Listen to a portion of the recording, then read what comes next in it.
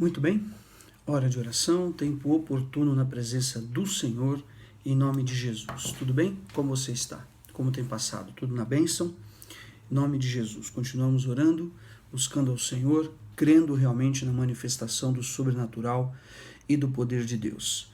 E continuamos falando sobre a história dos reis de Israel, mais propriamente dito, primeira Reis e segunda Reis. E estava falando agora no último dia sobre o caso do profeta Eliseu com o rei Jeoás no reino do norte. Depois de Joás, o rei bom, um rei muito importante para Israel no reino do sul, em Jerusalém, se levantou o seu filho, que se chamava Amazias. Isso está em 2 Reis, no capítulo 15. E continuava o reinado de Jeoás no reino do norte, na descendência de Jeú. Esses dois reis entraram em conflito, Amazias e o Jeoás. Jeoás prende e mata, captura e mata o rei de Jerusalém. E ali aquele grande conflito se estabelece porque o reino do norte invade Jerusalém, saqueia Jerusalém, consegue abrir uma brecha muito grande no muro de Jerusalém. Olha que coisa. O Israel lutando contra o próprio Israel. O que haveria de pesar tremendamente depois na própria história, na presença do Senhor. Assim, iriam se levantar novos reis, tanto em Jerusalém, como depois também em Samaria. É onde nós vamos ver a história muito importante, muito interessante de um dos reis que se chama Urias, Urias é o marido de Betseba, que se chama Uzias, errei aqui o nome dele, que se chama Uzias. E por que a importância desse rei? Porque esse rei, ele é mencionado pelo profeta Isaías. Veja que coisa, a história de Israel foi avançando muitos e muitos anos, porque estes reis que eu tenho mencionado, uns reinaram 15 anos, outros 29 anos, outros até mesmo 40 anos. E a história, ela vai seguindo, então, o seu curso. Essa guerra intrínseca, então, entre Jeoás do norte e Amazias do sul trouxe grandes danos a toda a nação, grandes danos a todo o Israel. Mas o Senhor estava agindo de todas as formas diante de todo aquele cenário, diante de toda aquela situação que ali se passava. E depois outros reis seriam levantados, como então eu mencionei. Com toda a desgraça que o reinado de Amazias trouxe com a sua destruição, com a sua derrota para o reino do norte, ainda assim ele foi um rei que trouxe edificações na presença do Senhor. Agora escute, 2 Reis capítulo 15, versículo 5, o Senhor feriu o rei, e este ficou leproso até o dia da sua morte e habitava numa casa separada. Jotão, filho do rei, tinha ao cargo da casa que governara o povo na terra. Ora, os mais atos de Azarias e tudo quanto fez, porventura não estão escritos no livro da história dos reis de Judá, e então descansou. Quando você olha 1ª e 2ª Reis, você vai ver esse rei chamado Azarias. Entretanto, é o mesmo rei Uzias, o nome. Azarias era o mesmo nome do rei Urias, que vai falar os textos paralelos lá de 2ª Crônicas. Talvez você esteja acompanhando esses dias e parece que fica meio enrolado. Vem rei, desce rei, sobe rei, vem rei. A base é você compreender que houve uma divisão do reino de Israel a partir de Roboão, filho de Salomão. E o reino se tornou o reino do norte e reino do sul. Reis ascenderam ao trono ao norte e ao sul. Reis atenderam ao norte em Samaria e ao sul em Jerusalém. E alguns deles guerrearam juntos, como Josafá, Acabe, mas outros guerrearam entre eles, como Jeoás e também Amazias. Interessante a história do rei Azarias, portanto, onde chegamos já nos dias do profeta Isaías, provavelmente 700 anos antes de Cristo, aproximadamente, que também era o rei Urias. E por que é importante a história desse rei? Veja só o que ele fez. Havendo-se fortificado, exaltou-se o seu coração. Foi um rei bom, edificador, construtor, vitorioso em muitas guerras.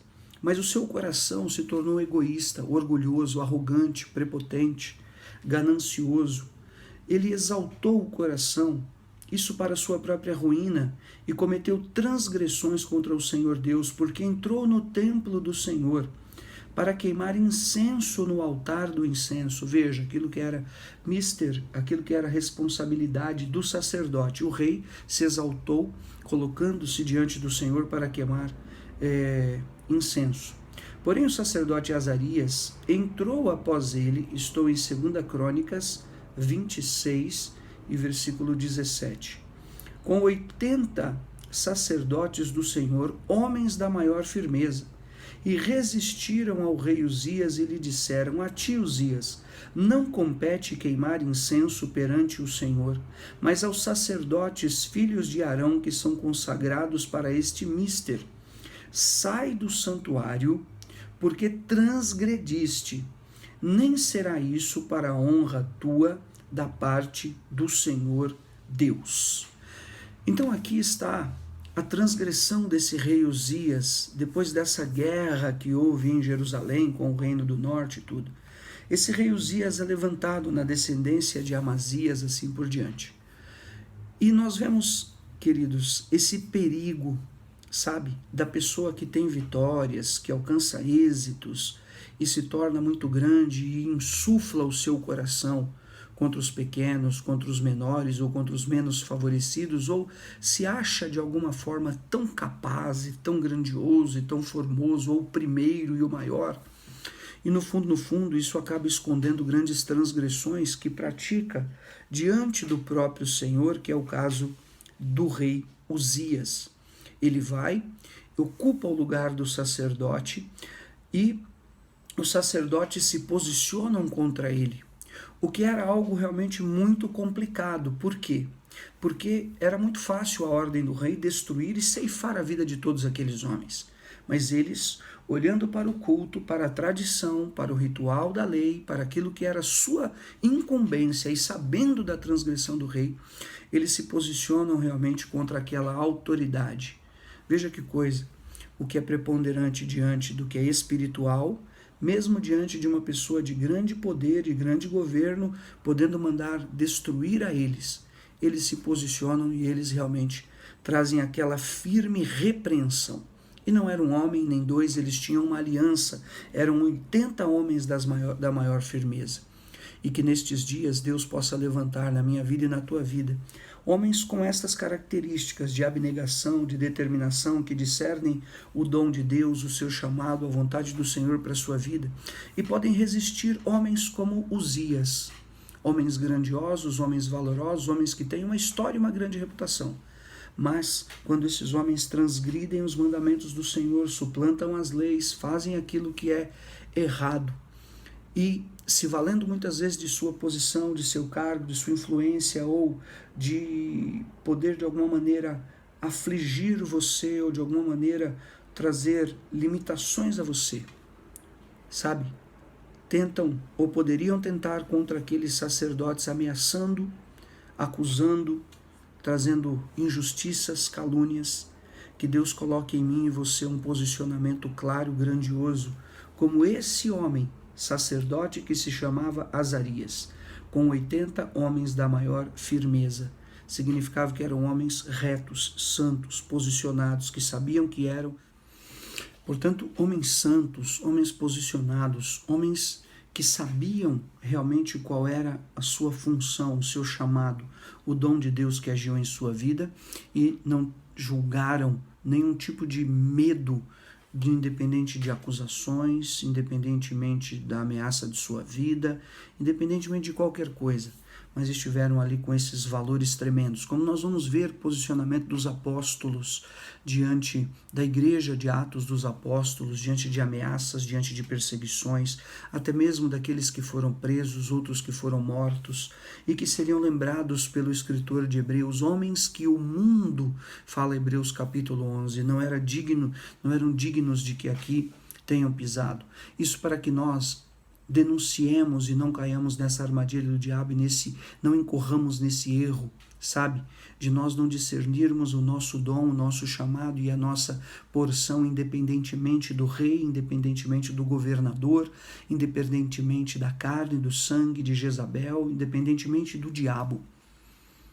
Que Deus possa confirmar e colocar dentro do nosso espírito essa verdade, para que nenhuma omissão com relação à nossa vocação, que nenhum tipo de contenda, ameaça ou luta ou dor possa nos afastar do propósito verdadeiro de Deus nas nossas vidas. Então, Uzias se indignou, tinha um incensário na mão para queimar incenso, indignando-se ele, pois, contra os sacerdotes, a lepra lhe saiu na testa perante os sacerdotes na casa do Senhor, junto ao altar de incenso.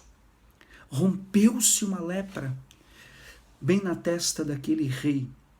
Que coisa terrível que poderia acontecer naqueles dias e que poderia se dar a um homem nessa condição e aquela altura realmente do campeonato, da grandeza que representava o seu reinado e a restauração que ele havia feito. Então, tome cuidado. Muitos de nós, e muitas pessoas, e muitos líderes, e muitos em todos os tempos, são grandes instrumentos de Deus em fazer coisas excelentes, excepcionais. Mas isso não lhes dá o direito de passar por cima de você, por cima do seu chamado, do dom de Deus na tua vida, nem na sua casa, nem na sua família, nem o marido, nem a esposa, tampouco os filhos. Porque à medida em que você realmente estiver concentrado, compenetrado na porção e na provisão de Deus para a sua caminhada, Deus vai te honrar. E não será você o alvejado pela lepra, pela destruição, pela vergonha ou pela imposição do terror, do medo, da afronta, da vergonha ou da culpa que alguém possa jogar em cima de você. Antes, ele, o rei, é que se tornou leproso. Assim Deus tenha misericórdia das nossas vidas e nos dê força e autoridade pela nossa consagração, oração e jejum e dado o propósito dele em nossas vidas para que sejamos, querendo Deus, esses sacerdotes da maior firmeza, em nome de Jesus. Pai de amor, eu selo em oração esta palavra e esta pequena explanação desse período tão grandioso, tão tremendo e tão importante da história de Israel. Dá graça a cada um de nós para que possamos viver esta porção em sua presença. E todo mal, se tem entrado por um caminho, saia por 7 caminhos, em nome de Jesus. Livra de toda omissão, livra de todo desgaste ministerial, de toda falta de postura ou de posicionamento diante de toda situação. Esclarece os teus servos, ó Deus, sobre a edificação do homem interior. Esclarece os teus servos sobre os perigos e armadilhas da carne. Esclareça os teus servos, ó Deus, e alerta-os sobre os perigos e as armadilhas da alma, para que não sejamos pessoas que fazem média, que são omissos, mas que sejamos pessoas posicionadas na direção da tua obra e possamos ser edificadores do nosso lar, da nossa casa, para que nada falte àqueles que são nossos e, sobretudo, tenhamos o discernimento do que é a edificação da tua obra. Em nome de Jesus. Uma vez mais eu declaro a palavra de Lucas 4:18. O Senhor que restaura a vista aos cegos, o Senhor que cura os enfermos, o Senhor que põe em liberdade os cativos e os oprimidos. O Senhor que traz a prosperidade da sua palavra que entra no coração dos empobrecidos. Em nome de Jesus, seja o Deus da tua caminhada a confirmar hoje obra grandiosa em nome de Jesus. Amém? Fica com Deus.